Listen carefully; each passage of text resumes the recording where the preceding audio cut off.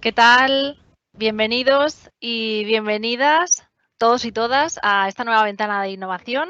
Espero que estéis todos conectados, los que no, que vayáis haciéndolo en los próximos minutos. Si os perdéis algo, vamos a grabar esta sesión y luego os la enviaremos. Os decíamos que, bueno, hemos abierto nuevamente esta ventana de innovación de los miércoles para hablar de cómo la inteligencia artificial nos puede ayudar a trabajar. Si consultamos mucha documentación del tipo que sea, creo que todos estamos de acuerdo en que hoy en día acceder a la información es fácil, pero en muchas ocasiones lo que necesitamos en nuestro trabajo es una búsqueda más profunda, una búsqueda realmente inteligente que nos ayude a extraer de entre todos nuestros datos pues aquellos realmente útiles en nuestras tareas. Bien, pues en este webinar lo que pretendemos es inspiraros con ejemplos prácticos sobre estos usos que puede tener la inteligencia artificial para archivar documentos y para realizar estas búsquedas inteligentes. Vamos a ver además un ejemplo práctico y muy reciente en el que hemos participado desde Encamina, como es la digitalización del archivo histórico de la Autoridad Portuaria de Valencia. Creo que a todos os va a gustar ver los resultados que se han obtenido. Y bueno, antes de seguir avanzando, me presento. Mi nombre es Laura Blanc, formo parte del Departamento de Marketing de Encamina y no sé por qué no está avanzando mi presentación. Así que nada, primeros problemas técnicos del directo que trataremos de solucionar más adelante. Os decía que trabajo en el departamento de marketing de Encamina y aunque muchos ya nos conocéis, pues para aquellos que no habéis oído hablar de nosotros, Encamina somos una consultora tecnológica, que somos uno de los principales partners de Microsoft en España y siempre decimos que pensamos en colores, que nos gusta hacer las cosas de forma fresca, alternativa y siendo positivos, así que con ese mismo ánimo estamos hoy aquí. Y voy a presentaros a las dos personas que saben realmente de inteligencia artificial, no soy yo. En primer lugar, nos acompañan Mariano Frangi, es Project Manager de Encamina y responsable del proyecto de digitalización del Archivo Histórico del Puerto de Valencia. Bienvenido, Mariano. Hola, ¿qué tal? Y por otra parte, tenemos a una persona que va a ayudarnos a entender cómo toda la teoría que vamos a explicaros pues se ha materializado. En este caso que os contaba del Archivo del Puerto de Valencia, es Juan José Sevilla, responsable de Administración Electrónica y Gestión Documental en la Autoridad Portuaria de Valencia. Bienvenido, Juanjo. Hola, ¿qué tal? Buenas tardes.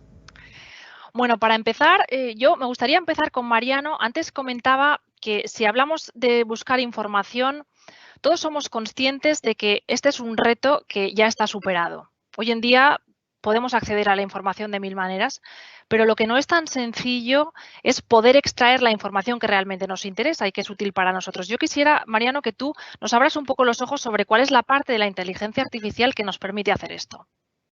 Bueno, claro, no solamente hoy está superado el tema del acceso a la información, sino que además las organizaciones en las que trabajamos en sí mismos generan grandes volúmenes de información, ¿no? Y de diversos tipos, imágenes, vídeos, audios, PDFs y archivos Office. Entonces, los servicios cognitivos de Azure al final son una solución en la nube que nos permite utilizar estos algoritmos de inteligencia artificial para extraer información, ponernos a disposición de nuestra organización e insertarlos en nuestras soluciones. Pero cuando hablamos de servicios cognitivos, al final estamos hablando de muchísimas cosas o de muchísimos algoritmos que podemos implementar en nuestras soluciones. En esta imagen que está en pantalla vemos algunos de ellos, ¿no? Los servicios de visión, que son los primeros, pues al final son un conjunto de algoritmos de procesamiento de imagen que nos permite identificar o moderar o poner una leyenda inteligente a un contenido. Ahí vemos el caso de una fotografía donde está pudiendo identificar la cantidad de gentes que hay, o que son personas, o son objetos, o son casas. Pues al final, si tiene algún tipo de contenido para adulto o no, en este caso es falso, los colores dominantes, el acento. Este sería un ejemplo de las capacidades que tienen estos algoritmos en torno a los servicios de visión. Luego tenemos los servicios de speech, que básicamente lo que hace es convertir la voz en texto. ¿Y esto para qué nos sirve o cómo podemos utilizar nuestras soluciones? Pues al final tenemos una interfaz natural para interactuar con la tecnología. Nos permite convertir ese texto o ese audio en texto para ejecutar acciones. Luego tenemos los llamados servicios del lenguaje, que lo que permiten es que nuestras aplicaciones puedan procesar el lenguaje natural, ¿no? Esto se compila o se precompila en script que podemos utilizar para evaluar sentimientos, para poder aprender a reconocer lo que quieren nuestros usuarios o que están interactuando con la solución, ¿no? Luego tenemos servicios de conocimiento que nos ayudan a crear mapas de información y a estructurar datos complejos para resolver tareas como recomendaciones inteligentes, como búsquedas semánticas, en definitiva para mejorar la búsqueda que queremos realizar.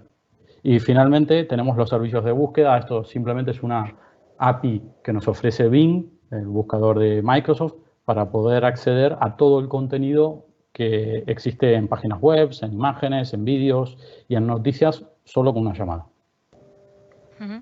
Y Mariano, si subimos un peldañito más en ese conocimiento sobre los servicios cognitivos de Azure, me gustaría que nos explicaras cómo funcionan con más detalle y lo que nos permiten, sobre todo a nivel de la ingesta de información o a nivel de reconocimiento, de búsquedas, ampliar lo que nos estás contando un poquito más.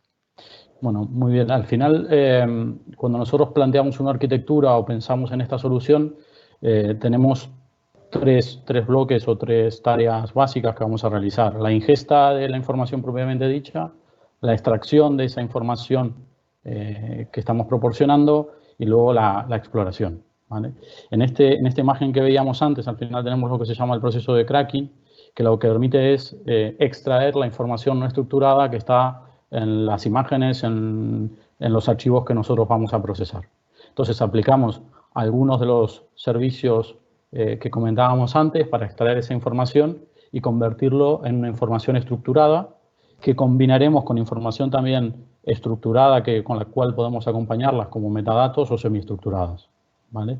Y entonces aquí aplicaremos, por un lado, el procesado de la imagen, que es lo que estamos viendo aquí, pero luego también el procesamiento del lenguaje natural. Y esto nos permitirá extraer entidades, idiomas, frases claves, detección de información que es clave para nuestro negocio y que hemos ido a buscar sobre ese proceso. En la imagen siguiente está un poquito más en detalle este proceso a alto nivel que explicamos. O sea, vamos a hacer la ingesta de esta documentación con nuestros archivos, vamos a utilizar para enriquecer la información que tengamos estructurada con información adicional y con estos servicios cognitivos, y luego lo vamos a exponer al mundo para que esto sea consumido por las aplicaciones. APIs de consulta, dashboards o Power BIs, bots, páginas web, informes, etcétera. Bueno, y que es evidentemente un salto cualitativo importante respecto a lo que son las búsquedas sin el componente de inteligencia artificial, ¿qué es lo que aporta Azure Cognitive Search que antes no teníamos? Bueno, hasta el momento, digamos, yo creo que uno hacía una búsqueda basada en los metadatos o algunos criterios preestablecidos que los especialistas, por ejemplo, en gestión documental, definían previamente y sobre la cual estructuraban la información.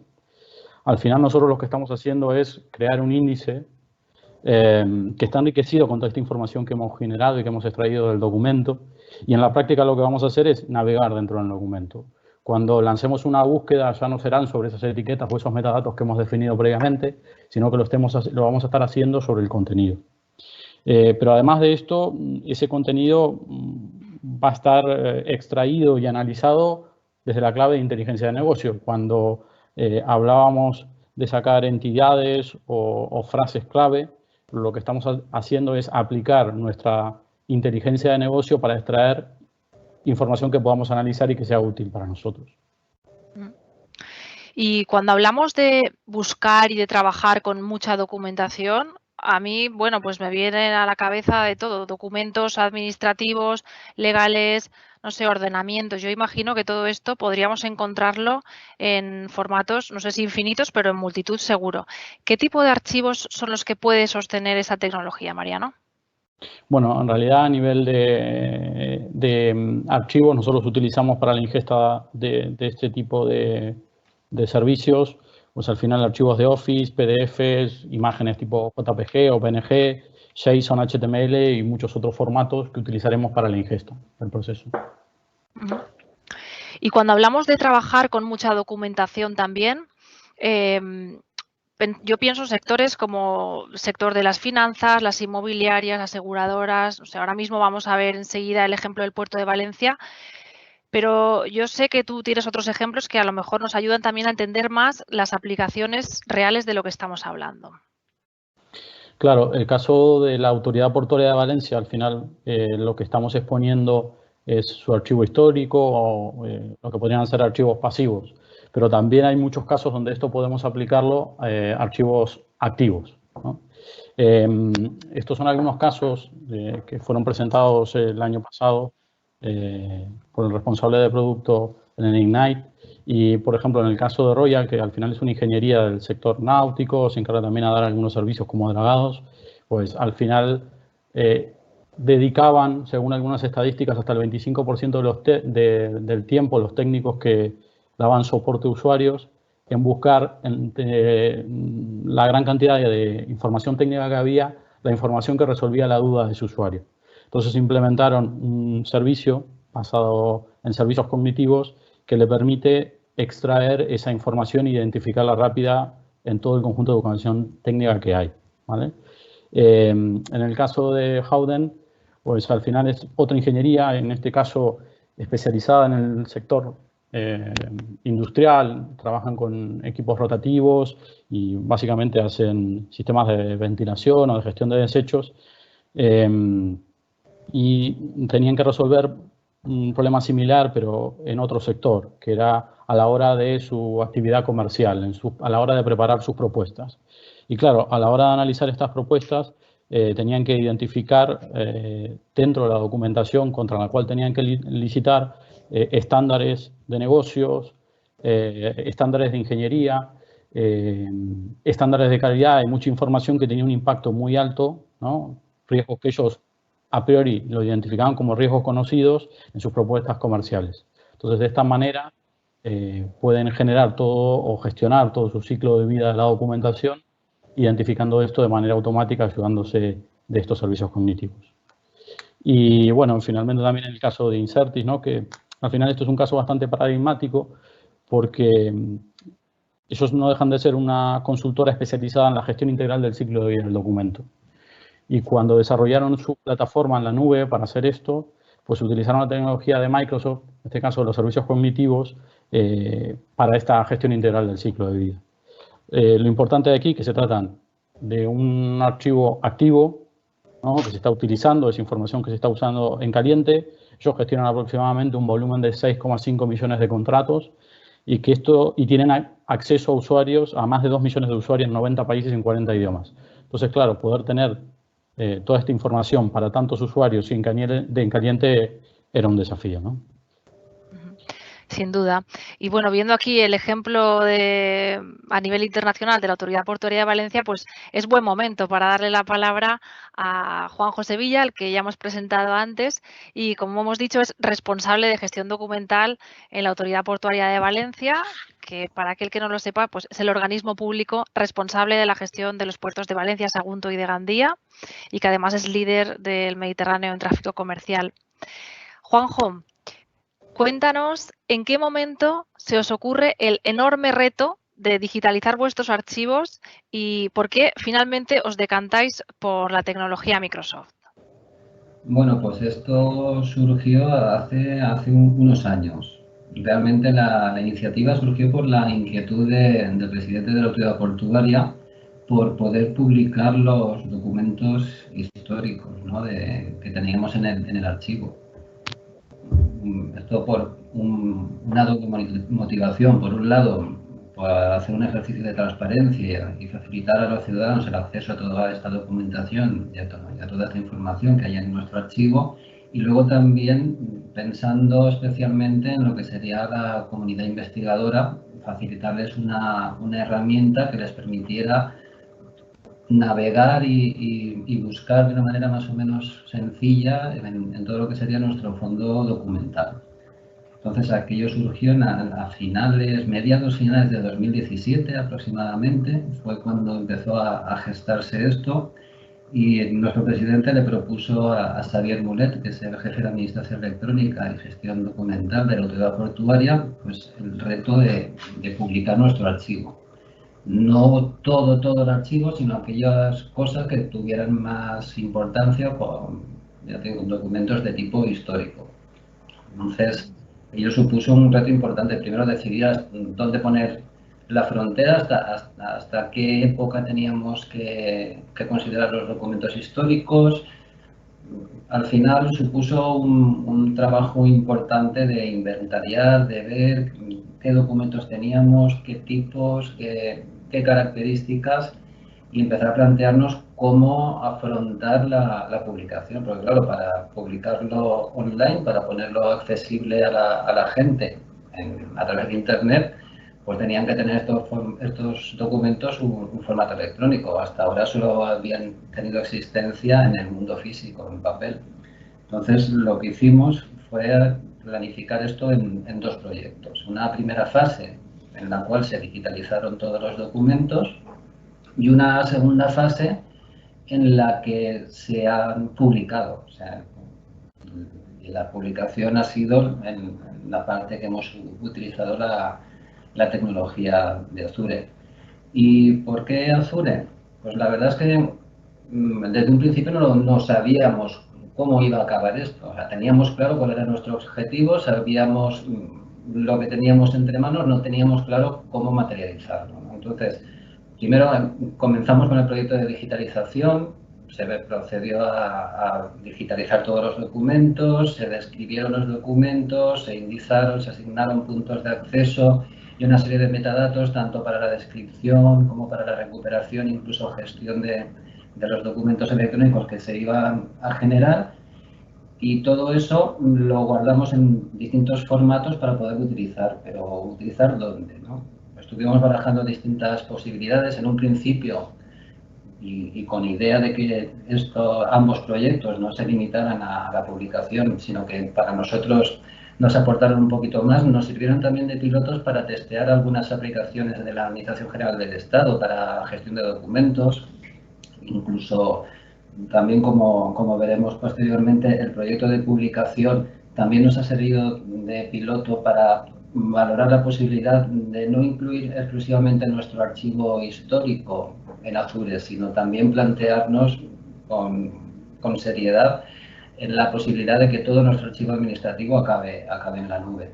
De momento no es una decisión que hayamos tomado, pero sí que tenemos en mente seguir probando, ¿no?, en ese sentido.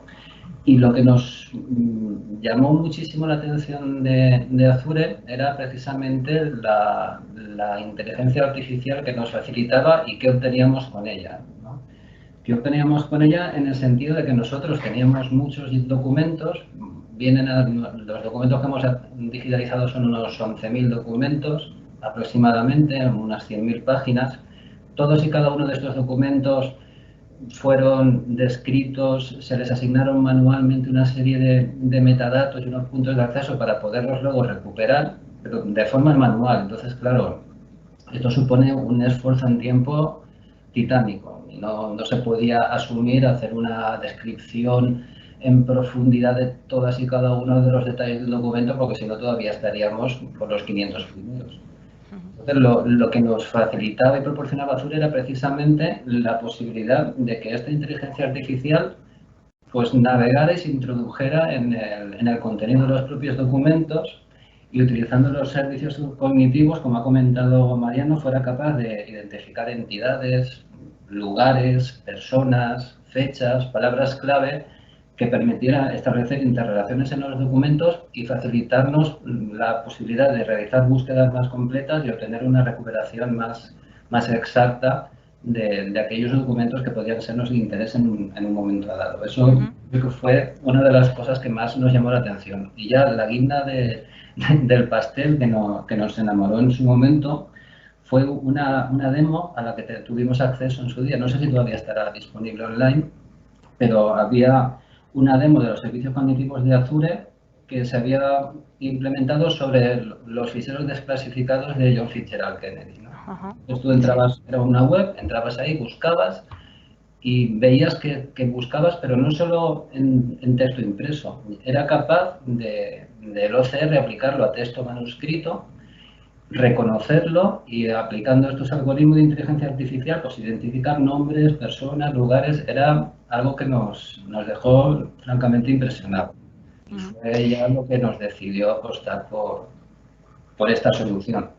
Y Juanjo, ahora, bueno, pues vemos que desde una página web accesible a todo el mundo, la de archivohistórico.valenciaport.com, todos podemos acceder a este archivo y a los documentos que andemos buscando, pero hasta ahora, ¿cómo gestionabais esa búsqueda de documentos? ¿Cómo era hasta este momento en el que ya publicáis los archivos? Era una travesía por el desierto, ¿no? Bueno, tampoco hay que ser muy exagerado, pero la verdad es que teníamos pocas herramientas. Nosotros no somos un archivo histórico al uso, somos más bien un archivo de gestión.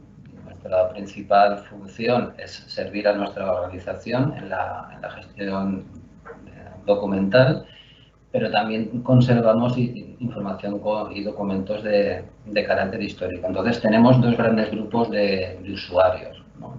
Lo que serían usuarios internos de la propia autoridad portuaria que necesitan consultar un documento, y también usuarios externos como puedan ser estudiantes o investigadores que están haciendo un trabajo, nos podemos encontrar las consultas más variopintas. A lo mejor quieren restaurar un edificio emblemático del puerto y necesitan ver en los planos originales o en la memoria descriptiva de la original, del proyecto original, de qué color era la pintura de la viga. O sea, te puedes encontrar con cualquier tipo de consulta, ¿no? Entonces, no teníamos ningún tipo de documento de descripción que permitiera a un usuario externo, por ejemplo, consultar el contenido de nuestro archivo, pero ni siquiera a un alto nivel. No te digo ya de buscar un documento concreto, sino una descripción al uso siguiendo lo que serían las normas de descripción internacionales de archivo, de lo que serían nuestras series documentales o nuestros expedientes. Todo eso no lo podíamos poner a disposición de un investigador para que se pudiera hacer una idea del contenido del archivo y hacernos una consulta más o menos, una demanda de una sección concreta.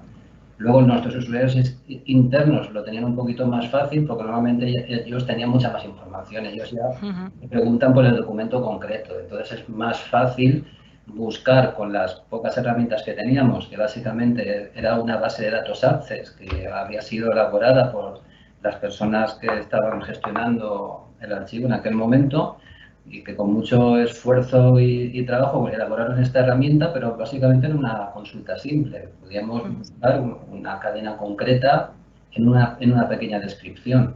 No tiene nada que ver con las posibilidades que tenemos ahora. O sea, que la mejora ha sido notable. Y ya nos has avanzado a alguna complicación, ¿no? La gran cantidad de documentos que teníais, imagino que muchos no estaban en buen estado, pero muy brevemente, para no pasarnos ya el tiempo que habíamos hablado, si tuvieras que decirnos, bueno, pues cuál es el mayor reto que os habéis encontrado en este camino que ha llegado a muy buen puerto, valga la redundancia de nuestro contexto, ¿qué reto, qué complicación dirías, oye, esto es lo que más nos ha costado sacar adelante? Hombre, el reto principal, por desgracia, hemos fracasado de momento. De momento, porque aquello que nos enamoró de Azure, por desgracia, hasta ahora, digo hasta ahora porque ya nos han llegado noticias de que seguramente nuestro gran fracaso ya va a tener solución, hasta ahora solo tenía soporte para lengua inglesa. En castellano no nos funcionó. Y entonces eso supuso para nosotros una gran decepción, ¿no? Porque era una de las cosas que más nos había llamado la atención, porque tener en cuenta que la documentación que tenemos, que es desde mediados del siglo XIX, pues un gran número de documentos son manuscritos.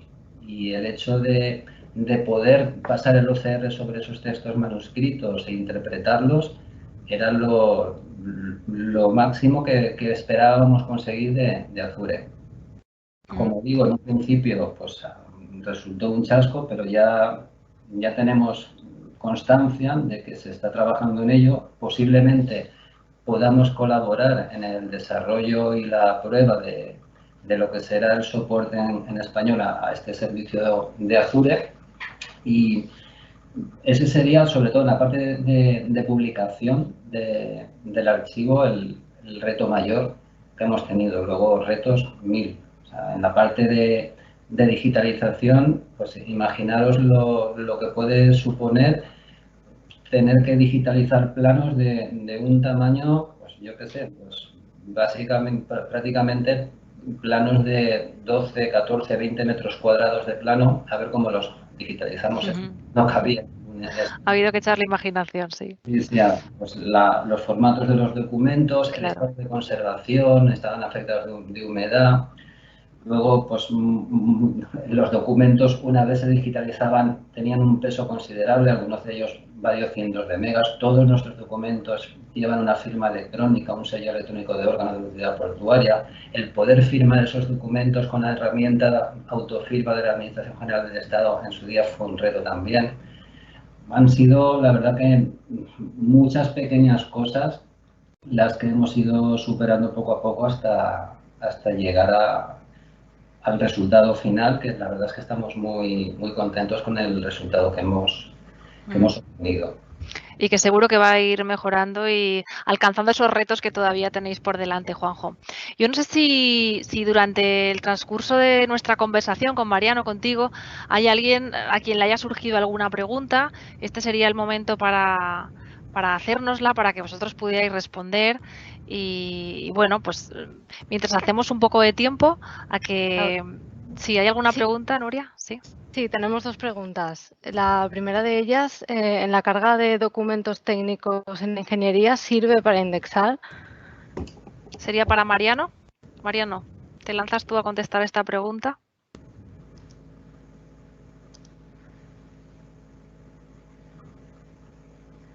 No sé si nos puede escuchar Mariano. Perdona, sí. Vale. Digo, hoy mostrábamos esta imagen donde teníamos estos 3 pasos de ingesta, de extracción y de exploración. Y claro, luego de extraer esta información, lo que se suele hacer es toda esta información ponerla en un índice, que es anterior, ¿vale? El paso intermedio antes de la exploración sería ponerlo en un índice o en un almacén de datos como punto intermedio a que se pueda explotar. Entonces, el objetivo de todo esto es tener un índice enriquecido con la información estructurada con la que hemos alimentado el sistema, pero también con todo lo que hemos extraído de la información no estructurada con el que habíamos procesado durante todo este proceso, valga la redundancia. ¿Y la otra preguntita, Nuria, que había por ahí? Sí, se ha dicho que Azure permite extraer del texto conceptos con semántica como fechas o nombres geográficos. ¿Esa información requiere que el tesauro lo genere el usuario o incorpora un corpus predefinido? Y en el caso, es un poquito larga, pero hay una segunda parte, si queréis luego la repito. En este último caso, ¿en qué idiomas? Bueno, la respuesta es sí. Incluso se pueden añadir algoritmos de inteligencia artificial personalizados o incluso entrenar algoritmos para nuestro negocio. Con lo cual, además de que Microsoft nos ofrece un conjunto de piezas estándar que además yo creo que cubren un universo importante de las casuísticas que se pueden dar, es verdad que pueden haber la necesidad de hacer skills personalizadas. En el caso que os comentaba antes, por ejemplo, de Howden, pues ellos tuvieron que hacer o definir unos estándares de ingeniería, ¿vale? Y estos son skills que se pueden o bien entrenar o bien desarrollar para sumar a estos skills, ¿vale? Muy bien, pues no sé si hay alguna preguntita más. Sí, tenemos una más. ¿Cuánto tiempo, cuánta gente dedicada se necesitaría para un proyecto como este? Para el proyecto global completo, yo te puedo decir que nos ha llevado un total de unos 2 años y medio aproximadamente, pero también hay que tener en cuenta que somos una administración pública y en este periodo de tiempo computaría también todo lo que ha sido los procesos de licitación, el concurso, adjudicación, que eso dilata mucho los temas de contratación. Entonces, lo que ha sido el trabajo puro y duro, pues bastante menos de esos 2 años y pico, pero a nosotros, por nuestra condición de administración pública, pues nos ha costado más por ese motivo, porque a lo mejor sacar el concurso respetando pues todos los plazos legales, las alegaciones y demás, pues suponen varios meses de trabajo simplemente conseguir adjudicar y contratar. Y eso por 2, pues a lo mejor ya se te ha ido muchos meses. O sea que si a esos 2 años y medio le restamos toda la parte administrativa, pues seguramente en 1 año y medio podría yo arriesgarme a decir que podría hacerse algo similar. Aquí, digamos, por puntualizar también la respuesta a esto respecto a los tiempos y hablando más de los tiempos de desarrollo puros y duros, pues en este caso, desde que nosotros como Encamina empezamos a trabajar en este proyecto, dedicamos unos 20 días de trabajo y consumarlo, teníamos vacaciones, etcétera, de por medio, así que el calendario fue algo más, en desarrollar el pipeline, la API y el componente de consulta web, que es la parte gráfica, la parte que interactúa con el usuario, ¿vale? Y ese podría ser una buena línea base de referencia para la hora de definir los tiempos de desarrollo. También hay que tener en cuenta de que en función del volumen, o si, como comentábamos antes, la posibilidad de tener que desarrollar skills personalizados para el caso de negocio que tenemos a analizar, eso podría tener un impacto también sobre esa línea base. Tenemos una más. ¿Tendría sentido la utilización de esta tecnología para recoger, estructurar e indexar la información generada en un servicio SAT a través de un helpdesk?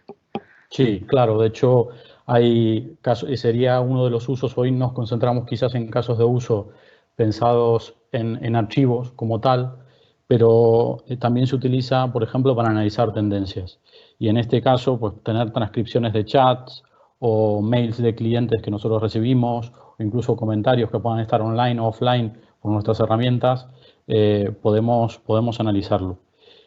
Otro tema que quizás va de la mano de esto, que sería otro caso de uso de los servicios cognitivos, podría ser el caso de Chevron, que se me viene ahora un poco a la mente, y que lo que ellos hacen es generar de manera diaria muchos reportes de cada uno de los puntos de prospección que tienen. Y entonces estos reportes, analizar y sacar conclusiones sobre la información que tienen, aunque estén estandarizados en la forma, lleva mucho trabajo. En este caso, la solución por la que apostó Chevron de la mano de la tecnología de Microsoft fue implementar lo que es el Form Recognizer para hacer la recopilación de esta información y la explotación y el análisis de estas tendencias. Pues yo creo que ahora sí, si no hay más preguntas, yo me limito a daros las gracias a todos, pero en especial a Mariano y a Juanjo. Muchísimas gracias. Gracias a todos los demás también. Deciros que el próximo miércoles tenemos una nueva ventana de innovación en la que vamos a seguir hablando de inteligencia artificial y de tecnologías Microsoft. Concretamente hablaremos de Azure Databricks, como ese espacio de trabajo colaborativo que necesitan científicos, ingenieros y analistas cuando trabajan con muchos datos. Y también veremos un ejemplo real, igual que hoy, de aplicación de la tecnología, en este caso a la aseguradora real. Así que, si os apetece, os esperamos nuevamente a todos. Gracias por estar ahí. Hasta la próxima. Laura, tenemos una última pregunta, último momento. La leo rápidamente. Sí, claro. ¿Azure ofrece reconocimiento de imágenes? Sí. En la introducción comentábamos de que uno de estos servicios era los servicios relacionados con la visión, que estos algoritmos de procesamiento nos permiten identificar, moderar, incluso identificar qué tipo de objetos tenemos, ver las intenciones. Podemos también moderarlo bloqueando el tipo de contenido en función de lo que vemos, por ejemplo, adulto o contenido que pueda ser sensible. Pensemos en documentos que necesitamos parte de esos documentos que estén anonimizados, e incluso también intenciones, por ejemplo, si una cara está sonriente, si una cara está triste, y eso es uno de los servicios que están dentro de los servicios de visión que ofrece Azure. Genial. Gracias, Mariano. Gracias, Juanjo. Muchas gracias. Hasta la próxima a todos. Adiós.